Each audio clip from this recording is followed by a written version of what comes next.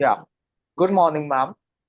Thank Uh, you for having us in this meeting for our GRR 2024 to 2025. Now, the first question I wanted to ask you is, what is the purpose of your NGO, ma'am? so our NGO, Helping Hands for Humanity, it's basically, to support and advocate the United Nations Sustainable Development Goals. You know about the United Nations Sustainable Development Goals, right? Yeah, So it's basically and we work in three categories. Okay, we work in broad categories, which are education, environment, and animal welfare. Now, is something which covers everything. If you ask me what is the goal of education, it's basically human transformation, right? For an equitable and peaceful world for all. yeah, correct. So education is something that we are focusing on, and also environment.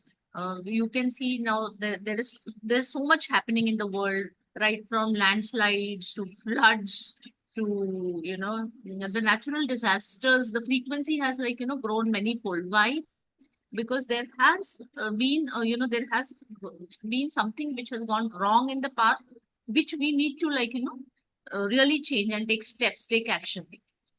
So climate change, mitigating climate change is something which is there on the agenda for us, and that can only be achieved through education. Okay. Um, Hmm. so my second question, actually, it's not a Hmm. second question, it's like a 1.5 question. It's like a Hmm. complimentary question, ma'am. So, Yeah. does your organization also help people who are displaced from slums? Who are Who have displaced from slums. Okay. slums? Now, the slums is a major issue that we face in a city like Mumbai. Urbanization is happening at a very rapid rate. If you go by 2011 census, there 40 to 60%, they do not have the recent data, but 40 to 60% of our city's population is slum. Okay. Correct, ma'am. And it is growing rapidly. It is happening that there are so many people who for search of work, or maybe for affordable housing, they are shifting to urban cities like Mumbai. They provide it's obviously it's a financial capital of India, right? And they want to in search of work.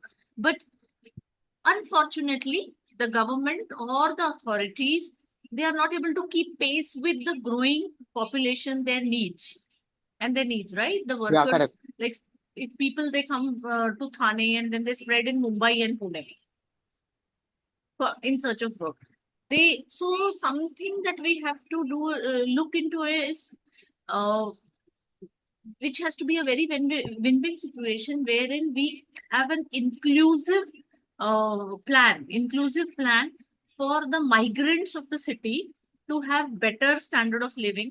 And also because see these informal settings, the slums, informal settings, housing settings, it causes a lot of stress on the city.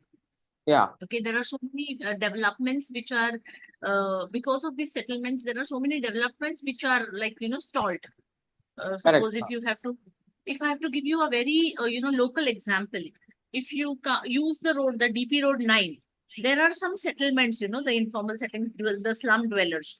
They have been there for like donkey's years, but the builder lobby, and they're trying to eliminate those slums and come up with luxury housing and all that, but it's not happening. Why? Because they are not able to relocate them.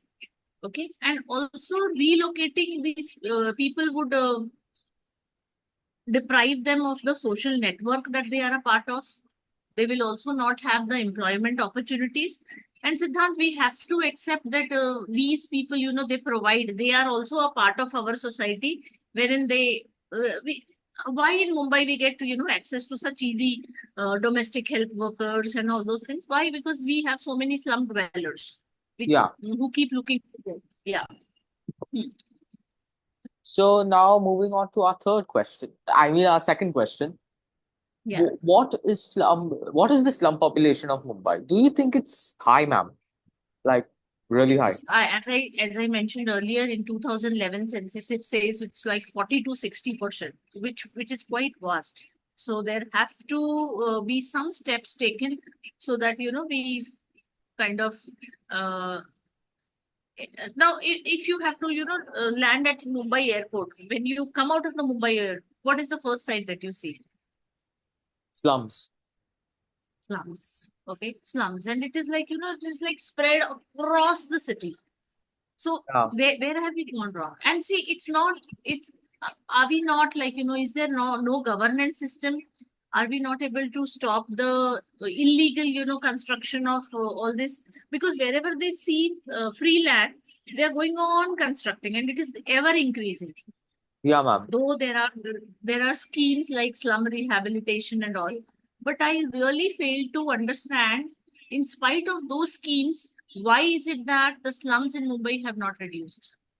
Yeah. Financial capital, okay, so much that we talk about making Mumbai a city which is like equivalent to Singapore and something, but these kind of slums where we are not able to find solutions is something which is really alarming and scary.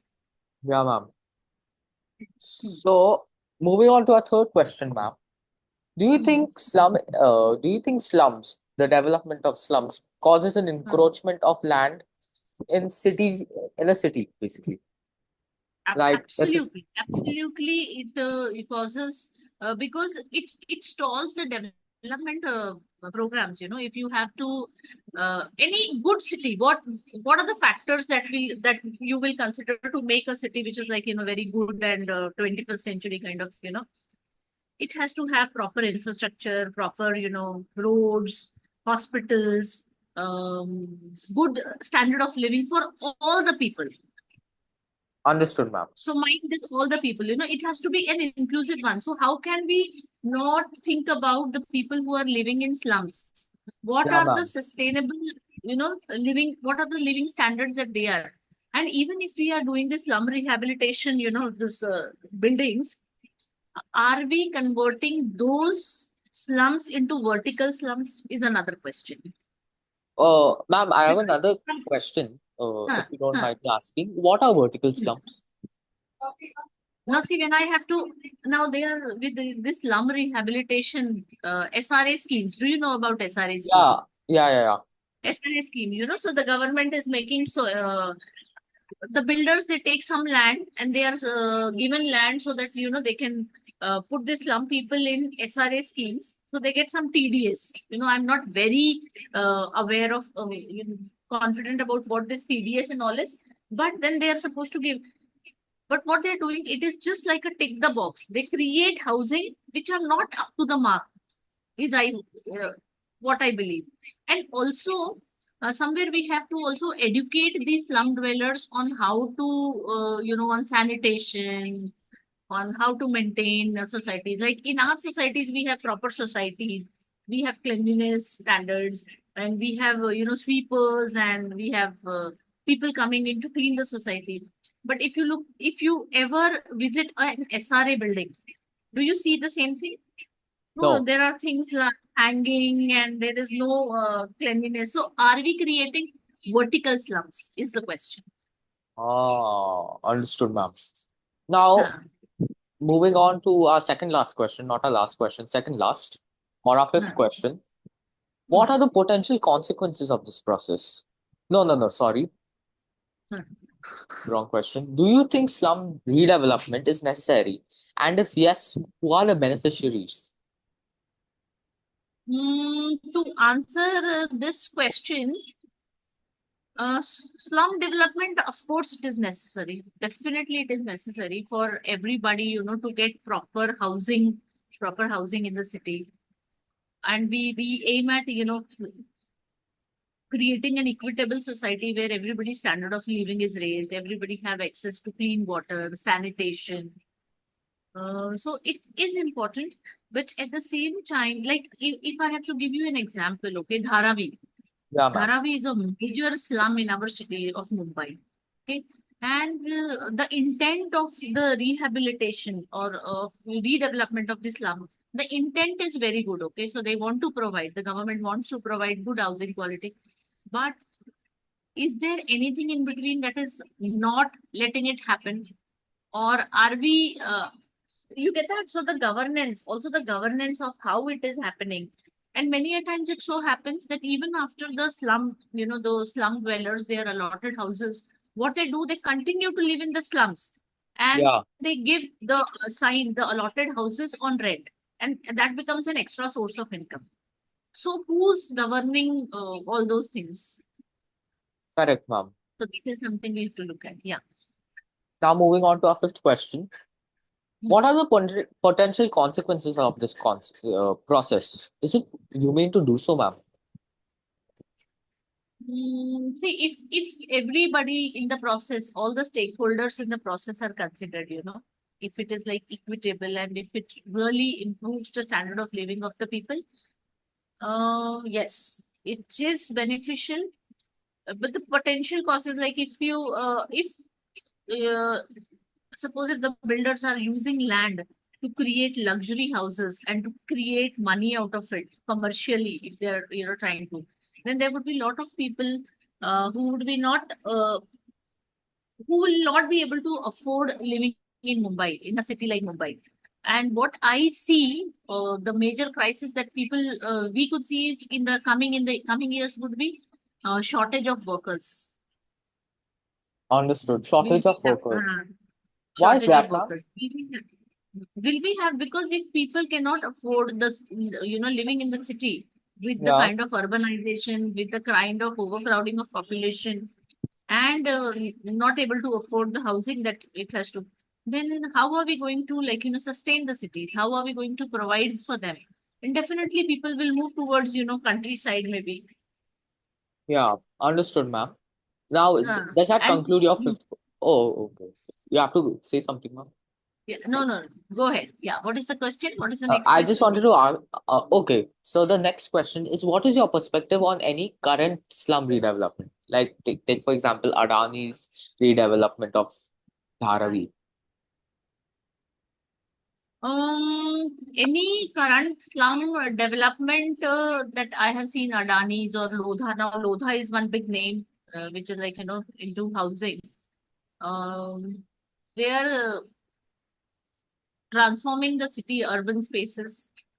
But at the same time, what kind of facilities are we giving to those slum dwellers? What kind of housing are we giving to those slum dwellers? So, as I said, there has to be a very, very inclusive approach to this, wherein all the factors like sanitation, good housing, access to hospitals, access to education. Education is something which we really have to look at. Like, what our city lacks is town planning. We get certain area and then we come up with today you see there is nothing and tomorrow you see there is a huge building which has come up, right? So Yeah. it's, yeah, so do we have a proper town planning?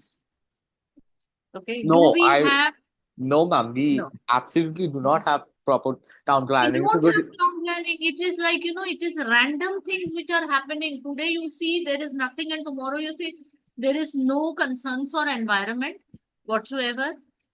So basically, the lack of this thoughtful planning and how our city should progress is somewhere lacking. Understood, ma'am. I don't know whom to blame, but the infrastructure development all for the city, it's fine, but at what cost?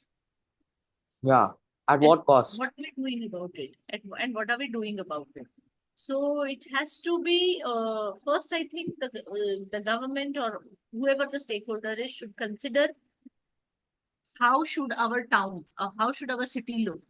And Yeah. based on that, and also somewhere we also have to have a transparency in what is happening. Because a Mumbaiker, a person, a city dweller in Mumbai, we have any idea of what is happening to our city?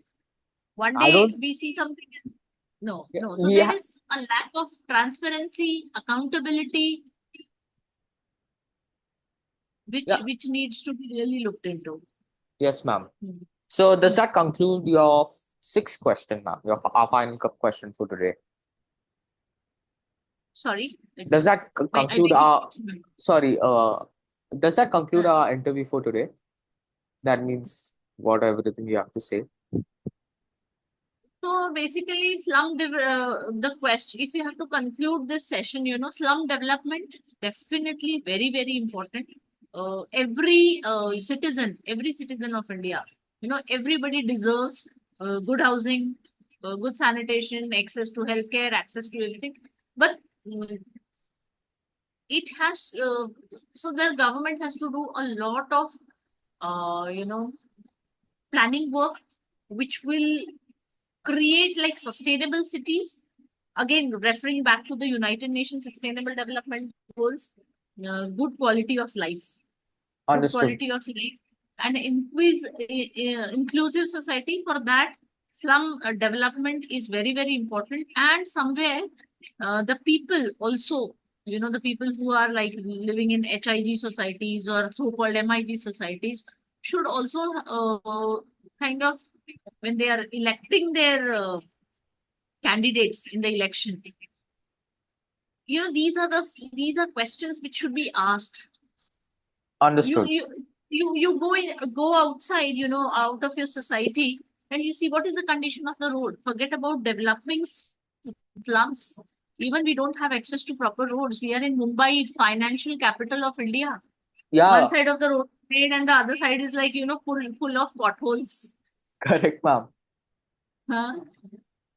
Correct, ma'am. So who's accountable? Who's accountable? So our maybe, the voters have to become more aware, have to become more vigilant. I don't know, Siddhant, if through this project, if you can create some kind of awareness. Yeah, we are planning to do that actually. So I what is your plan? What is your plan for? see, ma'am. Now, Hmm, actually, what has happened? First, let me end this recording, then I'll tell you what actually yeah, happened. hmm, Yeah. yeah, So, thank you, ma'am, for uh, what you yeah, say yeah. doing this recording. Now, let's stop it.